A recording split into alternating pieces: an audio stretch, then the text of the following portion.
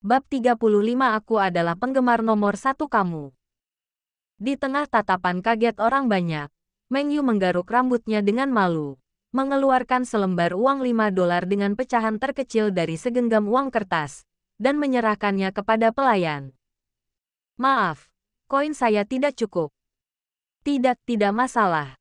Tuan, mohon tunggu sebentar. Kami perlu menghubungi bos untuk datang. Lagi pula, $5 terlalu mahal, dan kami tidak bisa menukarkannya dengan uang tunai di toko. Tangan pelayan itu gemetar saat memegang uang $5. Ini $5, setara dengan $5 miliar Namibia.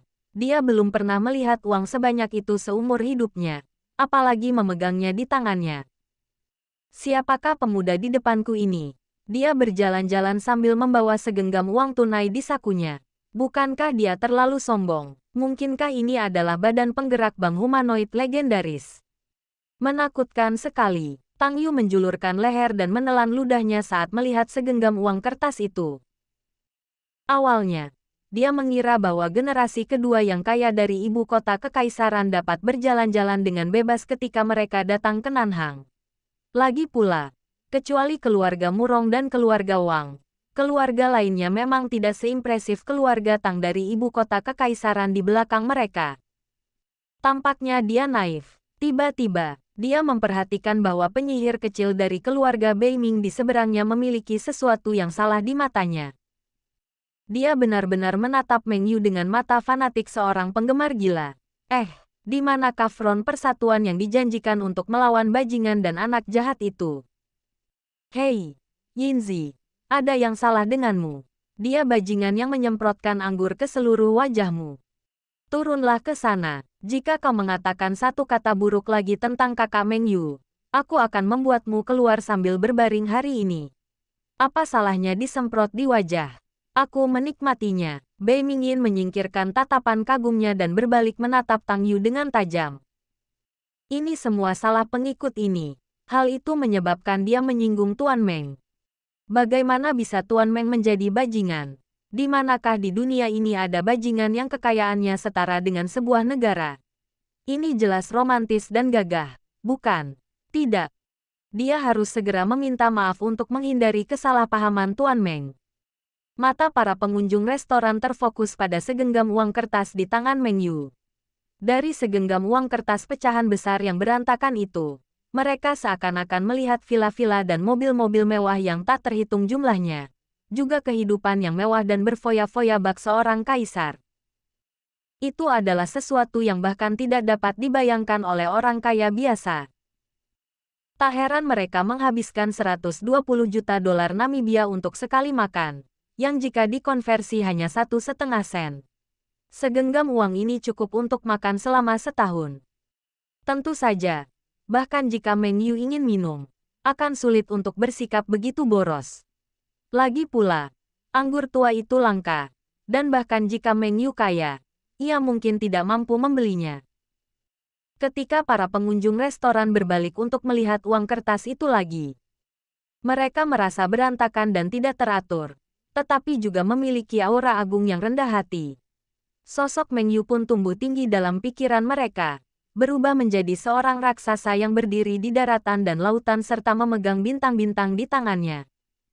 Sial, kapan dewa datang ke lingkaran Nanhang kita? Jumlah uang ini keterlaluan. Aku telah hidup selama 50 tahun dan belum pernah melihat uang sebanyak itu. Sayang sekali cucu perempuanku baru berusia 11 tahun. Kalau tidak dia pasti sudah dipanggil. Sepertinya orang penting ini menyukai wanita cantik. Sejujurnya, cucu perempuan saya berusia 18 tahun ini. Ini saat yang tepat untuk mencobanya. Bagaimana jika dia diperhatikan oleh orang penting? Berbicara tentang orang-orang penting, saya mendengar bahwa Tuan Meng muncul di kota Nanhang, menarik banyak raksasa perbankan untuk mengunjunginya, tetapi tidak seorang pun dari mereka yang bertemu dengan Tuan Meng. Tuan Meng telah bersikap rendah hati dan bersikap rendah hati untuk waktu yang lama. Tidak ada yang aneh tentang hal itu.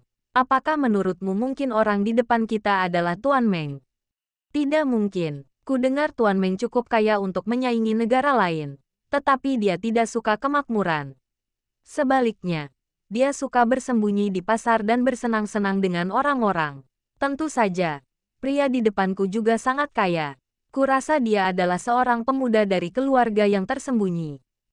Ya, aku akan membiarkan putriku mencoba peruntungannya juga.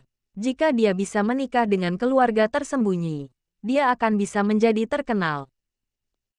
Para pengunjung restoran berkumpul dalam kelompok berisi 3 atau 5 orang, sambil berbisik-bisik satu sama lain. Baru setelah Meng Yu menyimpan uang kertas itu, semua orang menarik kembali tatapan tajam mereka dengan pandangan yang berlama-lama. Bei Mingyin berdiri dari meja, berjalan ke punggung Meng Yu dengan langkah kecil, dan menangkupkan kedua tangannya seolah sedang berdoa. Tuan Meng, saya penggemar berat Anda. Jangan tersinggung jika saya menyinggung Anda tadi. Oke, dia memohon dengan tulus. Meng Yu berbalik dan menatap senyum kagum dan terobsesi di wajahnya. Dan tiba-tiba kepalanya dipenuhi tanda tanya hitam. Penggemar nomor 1, kapan dia debut? Apa yang sedang terjadi? Di mana karakter garang dan nakal yang kau janjikan padaku? Apakah ini trik baru? Tidak apa-apa, lagi pula. Aku yang kasar duluan. Meng Yu menatap Bei Mingyin dengan tatapan aneh. Tatapannya tertuju pada ekor kuda kembar rambut ungu di kepalanya. Mengesampingkan pikiran-pikiran yang tidak dapat dipahami oleh generasi pasca 00-an, vitalitas muda gadis ini masih sangat menarik. Tidak, tidak, tidak. Bagaimana mungkin Tuan Meng salah? Semua kesalahan ada pada saya. Jika saya tidak berbicara begitu tiba-tiba, orang hebat seperti Anda pasti tidak akan bersikap kasar. Bei Mingyin menggelengkan kepalanya dengan kuat. Sepertinya dia akan disalahkan hari ini. Seperti yang diharapkan dari seorang wanita yang menyebut dirinya penggemar nomor 1 Meng Yu, dia memang berada dalam stadium lanjut kanker penggemar, sang idola tidak pernah salah. Menggigit. Seorang kekasih baru telah terdeteksi di samping tuan rumah. Baru, nama, Bei Mingyin. Kemajuan favorability, 20/100. Nilai, 96. Ukuran tubuh, 88. Kapasitas, 92. Latar belakang keluarga, 94. Progres kesukaan awalnya bisa 20. Mungkinkah Bei Mingyin juga seorang penggali emas? Meng Yu merasa kemungkinan ini tidak mungkin, karena Bei Mingyin lebih terlihat seperti gadis kaya yang tidak khawatir tentang makanan dan pakaian. Dia tampaknya tidak memiliki konsep khusus tentang uang, dan tentu saja dia tidak dapat dianggap materialistis. Karena dia belum bisa menemukan jawabannya saat ini, Meng Yu tidak memikirkannya lebih jauh. Dengan sistem sebagai pembantu yang kuat, kita dapat mengatasi masalah hanya dengan melawan musuh dan memblokir air. Sama sekali tidak perlu curiga dan ragu. Lupakan saja. Jangan bicarakan ini. Makanannya sudah ada di sini. Silakan duduk dan makan bersama. Meng Yu tersenyum dan mengundang dengan sopan. Bei Mingyin tidak peduli dengan sikap pendiamnya dan duduk, bersandar di bahu Su Ningyun. Bagaimana dengan Tang Yu, pengikut dari ibu kota kekaisaran? Di hadapan idolanya, dia bukan apa-apa. Yinzi, mengapa kamu menyebut dirimu sebagai idola saudara Meng Yu? Apakah dia Tuan Meng? Su Ningyun menutup mulutnya dengan tangannya, tampak terkejut. Dia sudah melebih-lebihkan Meng Yu, tetapi dia tidak menyangka bahwa dia ternyata adalah sosok yang legendaris. Bei Mingyin meminum anggur mawar dengan lembut.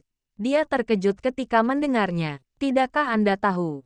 Yang Mulia Qin, saya pikir Anda dan Tuan Meng sudah. Aku tidak. Jangan bicara omong kosong. Aku hanya seorang Cinderella. Su Ningyun segera menutup mulut Bei Mingyin dengan tangannya. Matanya yang cemerlang bagaikan langit berbintang sedikit meredup, dan dia merasa sedikit rendah diri. Tuan Meng adalah sosok legendaris.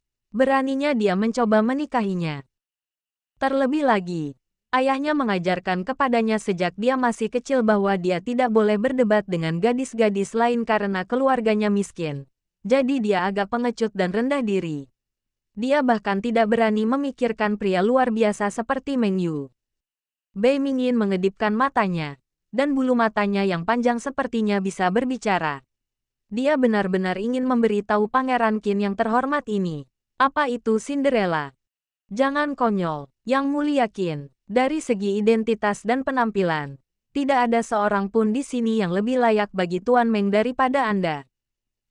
Tetapi mengingat tatapan mata ayah Yang Mulia Qin yang amat dingin, dia dengan bijaksana menutup mulutnya. Meskipun klan Beiming di ibu kota kekaisaran selalu bertindak tirani, masih ada kekuatan yang mereka waspadai. Mereka masih jauh dari benar-benar tidak terkendali seperti Tuan Meng. Ini juga merupakan alasan mendasar mengapa dia secara fanatik memuja Tuan Meng.